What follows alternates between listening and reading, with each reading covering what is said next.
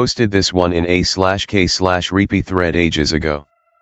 Story is from an ex-military guy I know from the pub. Pilot flying up in the Northern Territory. Radio into the airstrip, he knows the couple that run it. Says he'll be there in 4 hours, will radio when he's near the airstrip. Gets close to airstrip, radios the couple in. No reply. Circles and tries again, still no reply. Goes to airstrip in the next town over. Tells the lads working there the couple never picked up their radio. They call the police. Police come around to them, they all travel to the airstrip the couple own. Get there about 2 or 3 a.m. The lights in the house are off, but the spotlights are on, some were shining off into the hill. They walk around the side of the house where the dogs are kept. 2 things they notice right away. The dogs are dead, but there was no sign of physical harm on them. They all had looks of terror on their face. It appears they were literally scared to death. Second thing was the side of the house was riddled with bullet holes, but they were fired from the inside out. They go into the house to find the couple dead on the ground with the man's AR-15 in his hand. They had a look of fear and shock on their faces, same as the dogs, and they were said to have died the same way as the dogs. Police radio it in. At dawn most the other police and paramedics get there, and so do some lads from the Air Force. They saw them talking to the police, then came over to the locals and told them to fuck off out of here and don't tell anyone what they saw or may have heard. The guy who told the lad from the pub I go to was in the US Air Force and was involved with Project Blue Book and other UFO related business. He told him strange lights and other strange events had went down in the area the night of the incident. B12. Living in house with family where I constantly heard strange noises. Things escalate. From my bedroom I could see into my parents' bedroom, specifically I could see my mother's mirror. At night while laying in bed, if I looked at the mirror I would see several sets of red eyes looking back at me. They would even periodically blink. For some reason this didn't scare me. Fast forward a few months later. My mother in the kitchen asks me to go get my dad, who is in his bedroom. I enter the hallway. Dad's room is at the end to the right, brother's room is to the left. I get to the end of the hallway and look left into brother's room. A tall pitch black figure with glowing red eyes and 3 sets of spiky horns on its head is standing there. It starts towards me. Adrenaline kicks in and I run the other way to my mother in the kitchen. I'm hysterical. My mother goes to the hallway and finds nothing there. Never saw anything again. To this day, I don't know what all that was, but that house was definitely fucked up. Decided to do digital arts after school. Enter the program, don't like doing half the stuff. We have an artsy minute-long film we need to shoot and edit. Decide to make disturbing idea with filming younger sister jumping on bed with janky shots of dragging a garbage bag across the nearby bridge and other horrific thoughts. Everything was simple and easy, just need to film bridge shot before the editing process. Prepared a bag prop with a large stuffed tiger and a 20-pound weight and head out at 2 a.m. No cars out, bridge is well lit and I am filming with my cousin's GoPro to carry the bag with both hands. Camera on, film a few shots on a dark April night with a light rain. Nothing bad happened. Then came the nope. Turned camera off when I heard clanging at the other end of the bridge. Turned to look to see a pale white nude man climbing over. I am WTFing hard. Town is a hippie f***hole paradise, but this is pushing it. Then came the spider leg. The thing clambers over, horse body supported by legs that came down to a point like a bug. 6 legs, f***ing gangly pale body dangling its arms to the ground. Like 8 to 9 foot whatever, thing was f***ing tall and its knuckles draping the road as it just walks across the bridge before slowly falling to the other side.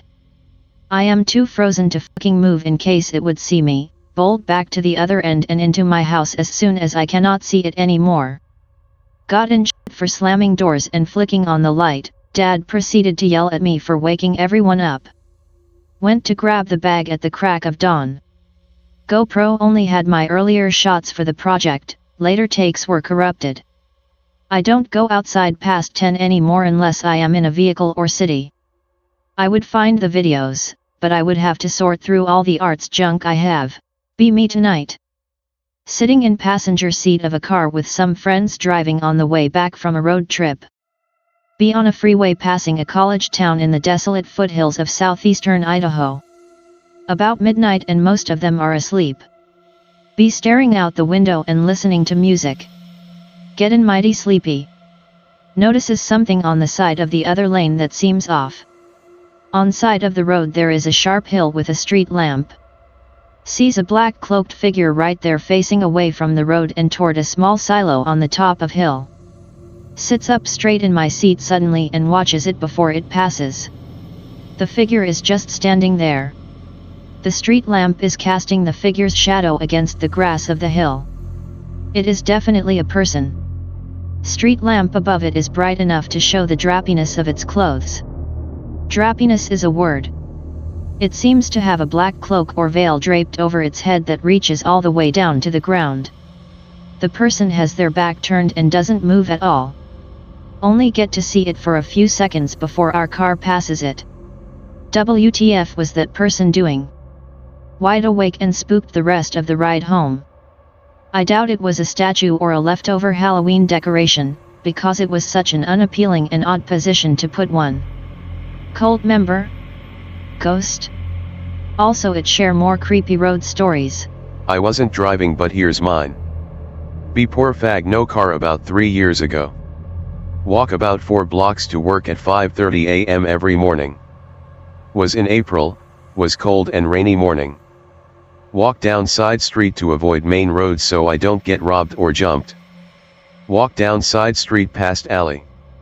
Get scared as shit because I realize there's a dude standing in the alley. He was about 20 feet away and standing sideways, his left side facing me.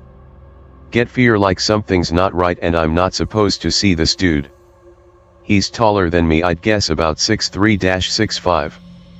He's wearing all black, black derby type hat, black dress shoes, long black dress coat and black pants. He also has black umbrella, but he's not using it to block the rain, he's just holding it in front of himself and twirling it around. Feel the urge to run and scream, but afraid he'll notice me if I do. The thought of that is terrifying. Walk faster instead, almost jogging. As I'm almost past the alley, he starts walking away from me. His movements are very creepy and not right. Like a mix of a Nazi march and a marionette, very choppy like. Whole thing lasted about 15 seconds. Could have been a real person, but I grew up and worked in the area and never saw anyone like that before or since. I felt an abnormal amount of fear and think it was some type of entity. Be me, 13. Live in 3-family house, 1 apartment per floor, in industrial area of Queens. Just me and my dad on 2nd floor, shady drug dealers on the 3rd always blasting music, and little 83-year-old MRS. Handras. Summer of 03, 11 at night, started being a pothead that summer. Get munchies, decide to go to 7-Eleven on the corner. Walking down the stairs, see my superintendent halfway in the threshold of Handras' door, arguing with her about something. I slip by unnoticed because I'm high, don't want to be noticed. On the outside, look through square glass of entrance door, he looks fuming pissed, still arguing. Get airheads and slurpee because airheads and slurpee. About to walk through door. Look through the glass to make sure awkward shit is done. Nope.jpg. My superintendent's feet are sticking out of Handras' doorway, and are clumsily being dragged in. Hide underneath glass and wait a bit to look again, see door shut. Fucking do a Rocky up the steps, go into my bedroom and lock the door, hide under sheets all night. Next morning, tell dad, he laughs. Wait out the days, when a stench stinks up whole fucking place. New York Fire Department are called in, break into Handras' house. Superintendent's rotting corpse inside, Handras nowhere to be found. Shit still freaks me the fuck out. This didn't happen to me but to a friend of mine and some of his cousins and other friends. Nighttime they are all getting drunk. They live near a huge park with massive wooded areas in it. They decide to play hide and seek and they hide in pairs. 2 of them were hiding behind a tree and another close by in a bush. Eventually they find the one that was hiding near the bush crouched down crying uncontrollably. They start shouting at him until he snaps out of it and eventually take him as he's not talking or saying why he's crying. Doesn't talk for a week, and when he does he eventually tells of what happened that night. Says when he was hiding he saw a cute little girl in the woods. Thinking WTF was a little girl doing in the woods at 3 a.m, she runs off, so he follows her to see what she was doing there. He says the girl turned into an old woman in black who grabbed him by the throat and lifted him up, then started pouring black smoke into his mouth. She only went away once the friends started shouting for him when they looking for him. This guy absolutely insists this is what happened. I just assumed he was drunk and imagined it, but why the fuck would he not talk for a week? Literally only 2 remotely spooky things that have happened to me in my life that I can think of, and neither aren't that bad. I need more spooks in my life. Here is the first one. Got to an abandoned mental hospital on a beach an hour from us. There are 2 buildings on the beach. One is a smaller 3-floor plus basement building just for living. Bedrooms, bathrooms, etc. Other building is the main building, much bigger. We decided we want to get inside. The main building was completely locked up and boarded up. No way of getting in. Found small hole and fence surrounding smaller building. Friend is much skinnier than me and squeezes in a hole to the building and unlocks a door for me. We roam around the building and keep getting spooked from movement we keep hearing all over the building. Get to the 3rd floor and we find corpses of birds in the bathrooms. Would be normal, but they were killed by someone, then carefully arranged in each sink. Wings folded up and everything. A bird then comes swooping in over our heads and scares the fuck out of us. We look out the windows and see a truck just circling the building slowly, and we decided to dip out of there. From what I read online, people found the dead birds in sinks in the other buildings too. Be me.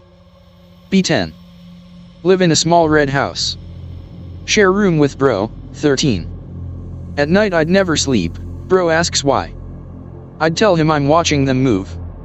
If I sleep I can't watch them. He freaks out and tells mom. Next night I'm not sleeping. Mom is super religious, puts a Bible in room. Does nothing. Brother just ignores me and sleeps. I remember small black animals, round animals with puffy tails and stubby limbs probably as big as a toddler scurrying around on the carpet floor. There'd be around 5-10 of these things. I remember not sleeping because I was afraid of them, but they weren't scary. Just a lot of them, and I didn't want them to eat me. Always in a group or circle I'd watch them. Sometimes only a small white baby fox would show up and just nap on my windowsill. That's the only time I slept. Thinking back on it, it's kind of fucked they didn't react much. Be living in a house with some other dudes. Basically nowhere, outside of the city is just trees. Particularly harsh winter. This night isn't so bad. Power goes out. Are you afraid of the dark? Nickelodeon.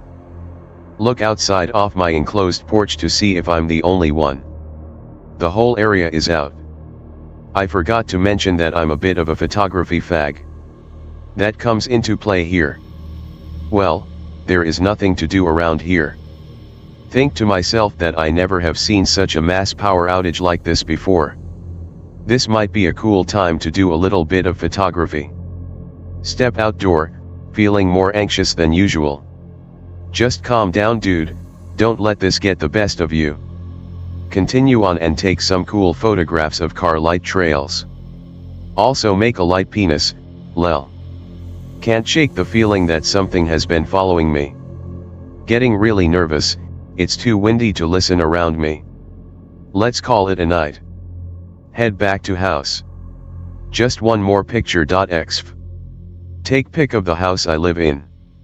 Feeling really on edge, almost panicky. What the fuck is going on? I never let myself get this bad. Really feel like I'm not the only one out here. Inside, taking off boots and snow gear next to door. All of a sudden something slams into the door.